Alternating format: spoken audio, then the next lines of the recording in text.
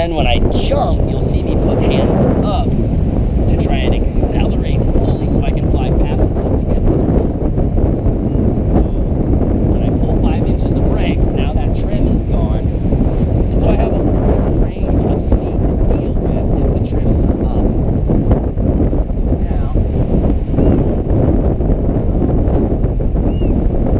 Now when I jump, and that's the difference. So by having the trims up, you can see that I can accelerate 6 miles an hour. So it makes that difference in getting to that pole. Okay, he's flying along, and he gets sinking air, hits one side of his wing. Bam. That's what happens. Bingo. That's exactly what would happen in flight. Even that video we were watching this morning, that might have been something similar when that one wingtip went down. Yeah. So you're going to drop a little bit, but at least you can recover it. Bring it on back. So all he does is turn towards that wing and pull on that opposite brake. Okay, now relax and let your super reflexes respond. And that's what happens to a super. If your brake drops with the pressure, you'll never take the collapse in the first place. So even if the leading edge goes down, you pull the trailing edge down at the same time, so the glider will never ever collapse.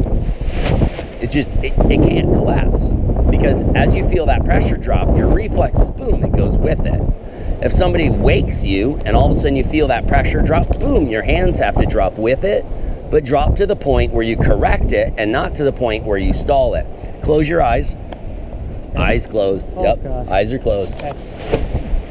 Yeah. Oh shit! Oh, my eyes open. Sorry. Doesn't matter. See, it was just one. I didn't think it was two. It really doesn't matter. Wham, which one? As long as your brake drops with the pressure, you should not be taking collapses. So you've got to feel, every time I see people doing this and locking their arms up, you're losing all the feel and connection to your glider.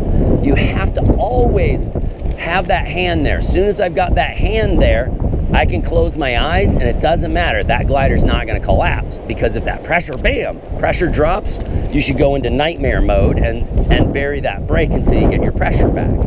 Don't hit it so hard you spin the glider, but drop the brake accordingly until you regain pressure. Because where it starts to reopen, you'll hit a pressure spot in the brake and you go, okay, and then you follow it back up. So the stall would be if you force it beyond that point. Correct. That would be where it'd be really hard to stall a Dominator, but unless you're in horribly crazy air and you really nail it. But basically, even if that A drops, as long as your brake drops along with it, you should never ever take a collapse. I mean, it can be insane. Now, it's always possible to take a collapse. You get hit with something so fast you can't even, your reflexes can't even move that fast, and the Dominator recovers perfectly. But 99.9% of everything should never ever ever happen to a super, because of all this training with your reflexes. You should be feeling those brakes. But we got to get you to a point where you start practicing correctly. Because I come by and I'm like, over and over, I'm like, drop the elbows, bend your arms, drop your elbows, relax your hands, over and over and over. Because this is what I'm trying to get you to feel, is that pressure. So if the brake pressure drops, your hand drops. Another thing is don't pull the brakes. Ease off your brakes a little bit. Let me do this one. This is pulling the brakes. See how this is slacking? Never ever pull brakes. You push brakes. Go ahead. So you push brakes. You push against the line. So your brakes should be pushed down and forwards, basically. I see everybody like pulling them back like a bow, and it totally jacks up your feel and control. So you don't pull brakes and never pull a brake line, because if it pulled really hard and it slipped through your hand, it could slice your hand right to the bone. You do not ever pull a line. Just like thinking you're gonna pull a line and get your glider in your hand. You don't pull a line, ever. You push against the line. Because if you slide against you could freaking cut a tree down with those things. I mean, that's like razor sharp. This thing is stronger than steel. It's Kevlar. So if it slides across you, it could literally cut you in half, which is another reason you don't carry your glider in front of you. Because if it loaded all at once, I mean, that's hundreds and hundreds and hundreds of pounds of pressure. And if you got one little line over your neck, I mean, it could just slice you up. Bad plan. So you always carry your wing downwind, and then be real careful of your fingers. If it does inflate, you got to get rid of it all at once.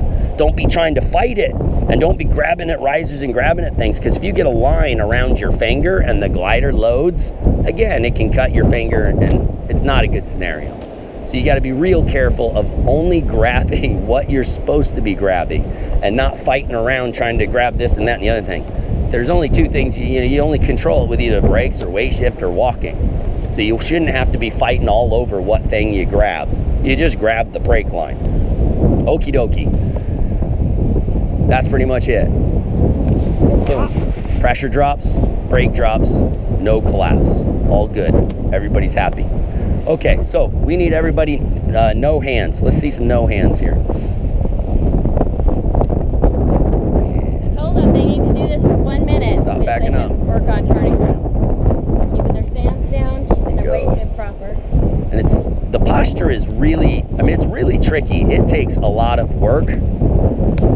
But if you don't do it right, you're pretty much doing it backwards. And if you're doing it backwards, you're totally jacking yourself up, and it's going to be 100 times harder than it really needs to be. That's why that lean is so critical. That's why you lean first. No matter what you're doing, if you're pulling your glider up to go fly your paramotor, and the glider goes over here and you don't lean, well, now you're weight shifting it and telling it to go that way and crash into the ground. So you have to lean the whole paramotor. These harnesses work okay for weight shift, but the flat top works incredibly well. So if you lean the flat top, you got 22-inch wide fixed hook-in points. And if you lean, you're getting huge deflection in those risers. It works so well, you got to be careful how much you do it. But you have to do it right, otherwise you're backwards. So weight shift is absolutely critical.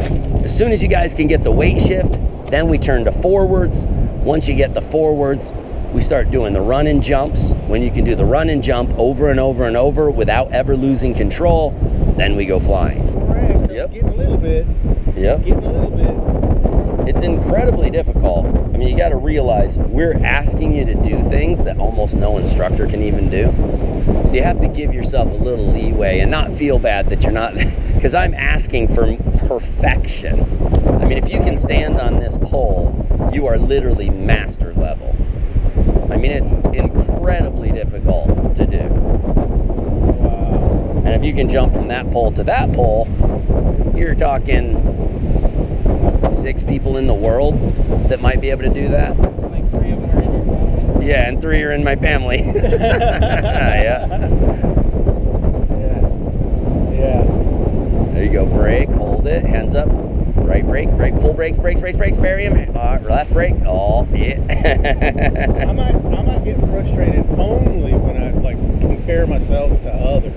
Yeah. I need to compare myself to me, not to other people, right? Yeah, look at how you were when you started. Yeah. You come a long way. So day 3, we're doing pretty good. Your chest stays forward. There you go, and walk. There you go, left. Left, head down, touch your ankle. There you go, yes, yes. And stay square with your glider. Don't turn away. Don't turn, lean. Lean and walk. Lean, touch your ankle. There you go. Yeah. There you go. Yeah. For his first 40. Did great job. No problemo. Bouncing and went down mine. A little faster than the glider's fall. Don't go that way, go towards the ocean.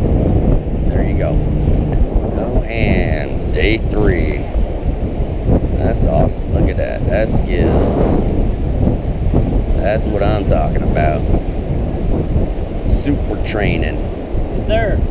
Let's see any other instructor do what this brand new student is doing. That's Head down, butt up. Yep, there you go. Boom, there you go. Yeah, buddy, left. Head down, bam, there you go. Right, bam, there you go. Walk towards the water. Yep, and don't turn, lean. Head down, boom, bam, get her down there, walk. There you go. There you go. Right, bam, run to the water, to the water. Don't turn, lean. There you go. Boom. Okay, all right, grab your brakes. Brakes. Okay, look which way you went. So the wind is coming this way. If you go that way, you're going downwind. That's right. And so that's what's making it more difficult to control when you're going to the right. So when you go right, this is right. You need to go into the wind. Okay. Left is that way. So this wind is Right blowing is in that this way. direction, yeah? You got it. Yeah, it's the way all the gliders are pointing. So all the gliders will point into the wind. So when you go to the right, you got to go this way. Okay. And then left is that way. Okay. And it'll make a huge difference because you'll be increasing the loading instead of killing its loading by running downwind. That's right. Go for it. Quick, quick. Bingo. There you go. Head down. Head down. Yeah, there you go. Bingo. Bingo. Lean, lean. Head down. There you go. Head down. Bingo. Right.